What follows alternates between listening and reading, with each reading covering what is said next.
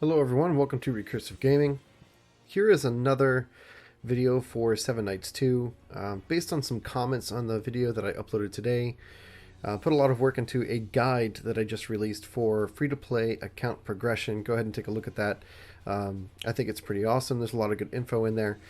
That being said, based on responding to some comments, I started to realize some information that might help you guys, and I wanted to include that, but I can't put it in the video because I don't use third-party programs.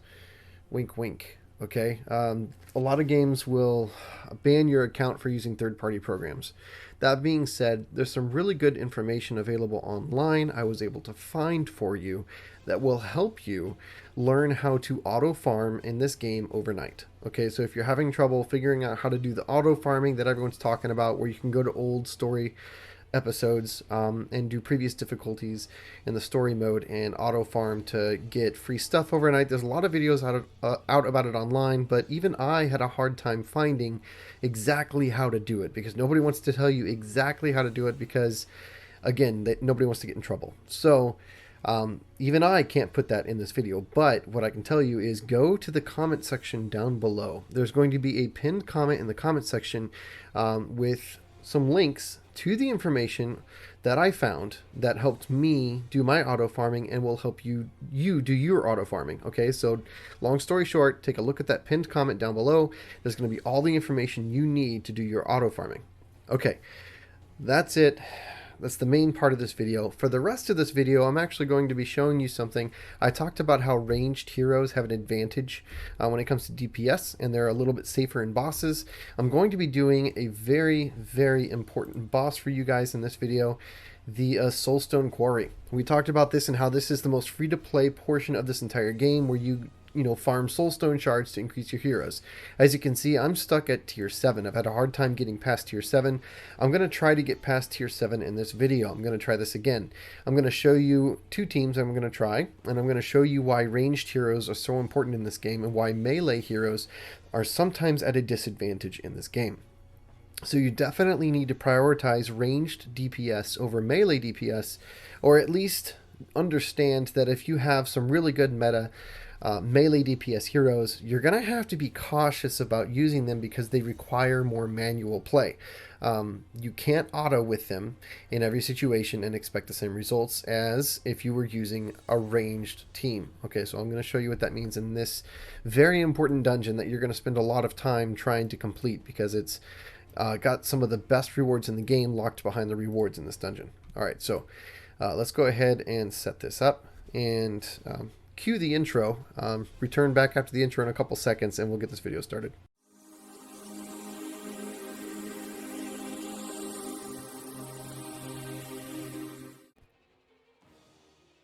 Okay, so there is no script written for this video, so sorry if I ramble a bit. That's why I write a script, so I don't ramble as much. But this is just off the cuff based on feedback from comments on the other videos.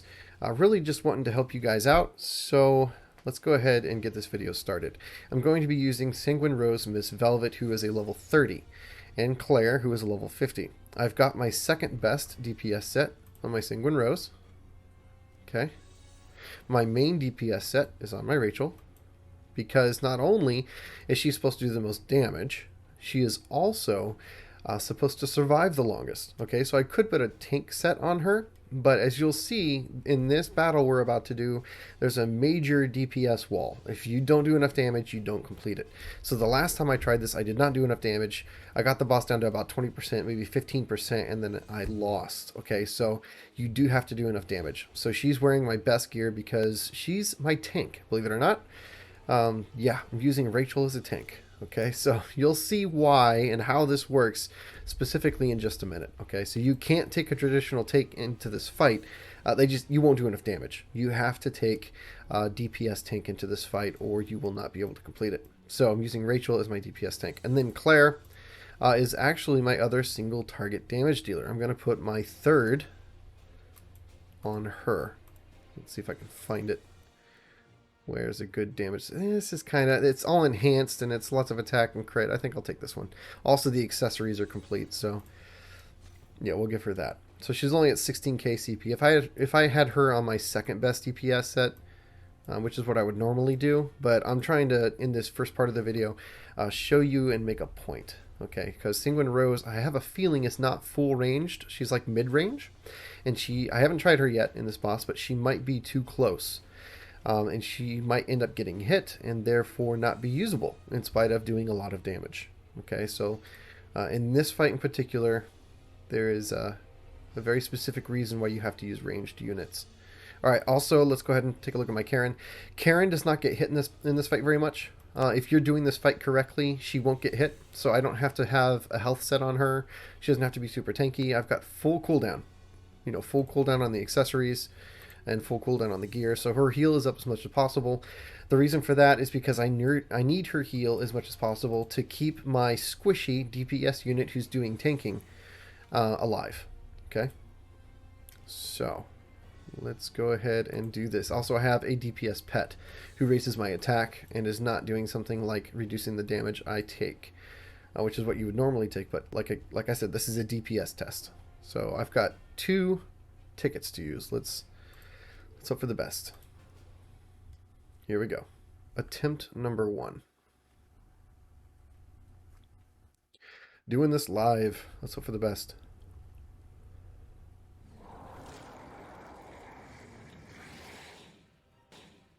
Okay. Get your whole team grouped up. Bring them over here to this corner. And then ungroup them. And then bring your person over here. Okay, she's going to take the first hit. He's going to wind up with that. You want to step back. And Sanguine Rose is too close. I knew it. Okay, so she takes another hit. She's tanking. And then back off. Okay, so Sanguine Rose did not take another hit. She is just out of range. Come over here. Make sure you grab Karen. Also bring her out. Make sure they stay in that corner. Come back over here. Okay. Cannot avoid this hit. You are always going to take that hit, but you can avoid these red ones. Okay, so that's the long one. That one's easy to avoid. You get hit by another one you can't avoid. Immediately step back because this one is very quick. That one's difficult to avoid. Come back. Just rinse and repeat. Oh, no, unfortunately, I interrupted that ultimate, but you don't want to take that damage. Okay, so... Oh, crap. Come here, come here. Oh, that was so close. Okay, whole team come over here again. Reset. Okay. Evade. Sanguine Rose. She got hit. A little too close. Okay, this is unavoidable. I'm going to use my pet heal. Don't want to get hit by that. Come back. Alright, ground smash. As you can see, because they're over here on this corner, they're not getting hit. So come back over. This is an unavoidable hit. Well, I mean, not this part, but this next one. Not that one either. Okay, so those circles kind of throw you off a little bit sometimes. But this one's unavoidable. Doesn't matter where you go on the map, it hits you. Okay, big hit. That's why I was afraid to do that, because that one that has a very quick animation that's difficult to avoid hits really hard. Okay, so that one. Sanguine Rose is just out of range. I was actually wrong. So Sanguine Rose is just ranged enough. Okay. Oh, that was close. Okay, ground smash. Come over here. Evade it. Alright, come back over here. Okay, don't get hit. Sanguine Rose is going to get hit real hard. Sanguine Rose is still alive somehow. Looks like she took the aggro. Alright, now she's dead. Okay, we're going to evade. Okay, so this is kind of proving my point. Sanguine Rose is likely doing a lot of damage, but because she is not ranged, requires a bit more manual play, and she's just not as naturally safe on auto. Okay, looks like I might have the team necessary to pull this off. Big hit. We did it. Oh my god, I can't believe we did it. Alright, so that was huge. But I think I did prove my point a little bit about how Sanguine Rose is not quite ranged enough. So ideally you want a ranged hero there. I think if you're trying to do this and you don't have as much time in the game, let's say you're doing this and you haven't progressed as far, you don't have as much legendary gear, blah blah blah, okay, then if you take a hero like Sanguine Rose who has a tendency to die because she gets too close, then you might have some problems. Okay, so we're going to claim that. Good, now I can go get some more soul stones for Rachel, and if I have extra I might get some for Karen. Anyways, let's try this next one. Okay, we're going to use this ticket. Only this time, I'm going to take out Sanguine Rose and put in a ranged hero who I know will be more safe, and if I'm doing this right, will not have a chance of dying. Okay, so I could take her, but I don't recommend Scarlet Volley Claire for PvE damage. Do not recommend her for PvE damage because her kit is based around PvP. Her passive is useless in PvE. And most of her skills don't do extra damage or burns or defense breaks or anything like that. She does mainly just crowd control. Okay, so unfortunately, Shadow, or is it not Shadow? It's Scarlet Volley Claire, I think, is not ideal for PvE damage. I do not recommend her. In fact, I'll be better off taking this guy instead of Scarlet Volley Claire. Believe it or not, this guy will do more damage. So definitely taking Claire. Who else should I take? You don't want to take anyone squishy, right? Just in case they get hit by one of those circles. Can't take Shadow Sword Shane. I could take a support character that would help me get my ultimates off a lot more often and have more healing, but I need more damage is what I need. Okay, so let's take Yonhee. Yonhee is very ranged. Unfortunately, she doesn't have as good a damage as Miss Velvet. Okay. Sanguine Rose Miss Velvet. She will not have as good a damage. That being said, she does have an advantage over Sanguine Rose Miss Velvet.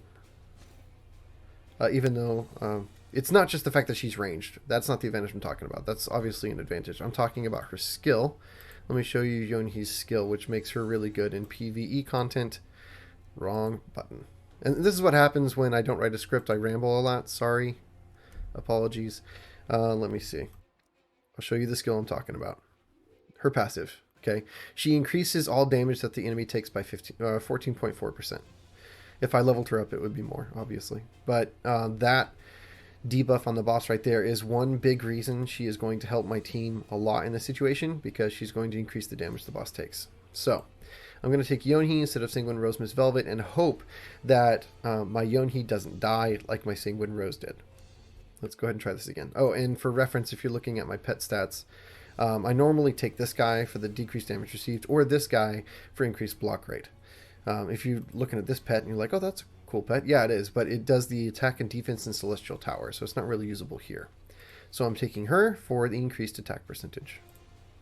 So, like, this battle is all about DPS. Trying to push out as much damage as possible. All right, so let's try this again. I'd be really, really, really, really, really excited if I managed to complete this. That would be so awesome.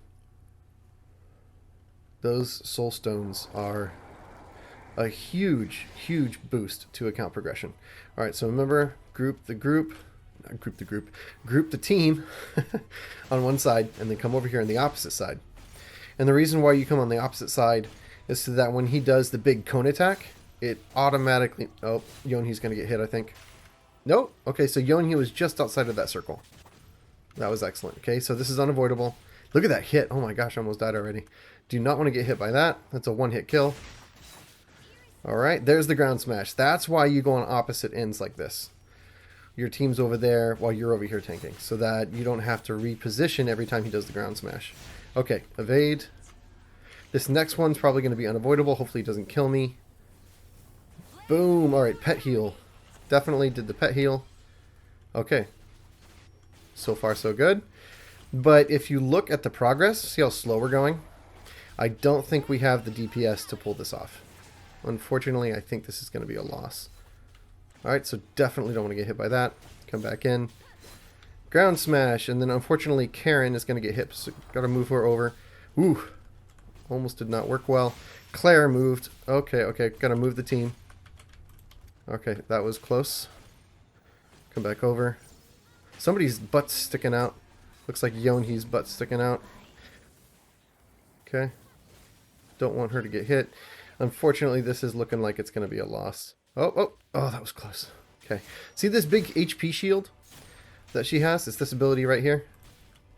That's what makes Rachel such a good unit for doing this. Her HP shield, I'm going to pull Yonhee over and then come back. Okay. So anyways, that HP shield that Rachel has is what makes her a good choice for this spot right now. She can sort of DPS tank in certain situations with that HP shield. It makes her very unique for this role. Okay, this is unavoidable. Big hit. Ouch. Alright, so Karen is going to come in useful, I think. And it looks like I've only got 45 seconds left. Definitely not going to be good enough. Okay, so whole team needs to come over. That was badly placed. Okay, so this is... Alright, cool. I probably would have survived that with that massive HP shield, you see. Let's see. Yes, I survived. Okay, so once again, definitely helping. But I've only got 20-something seconds left, and I'm only halfway there, so not quite enough damage with this team yet.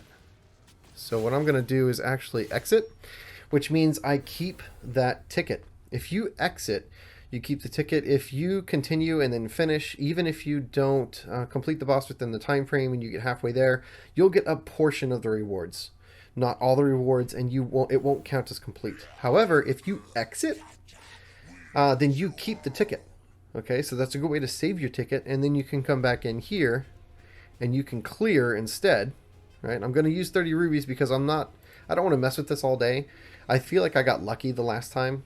Like I failed that so many times prior to that, but I got really lucky with how that all worked out, and the positioning and the circles and all that. So I'm just going to go ahead and spend 30 rubies and clear this and use that ticket to make sure I get those rewards. Okay, well that's the video on the Soulstone Quarry, how you do it with Rachel as your DPS tank, how you position your units on one side, make sure your team is ranged so they don't get hit by the boss AoEs, and you pop Rachel in and out to do that battle. That's how you progress this while under CP. Anyways, I hope this helps you guys out, and it shows to you why ranged characters are so essential in certain boss fights. That's it. I'll see you guys in the next one.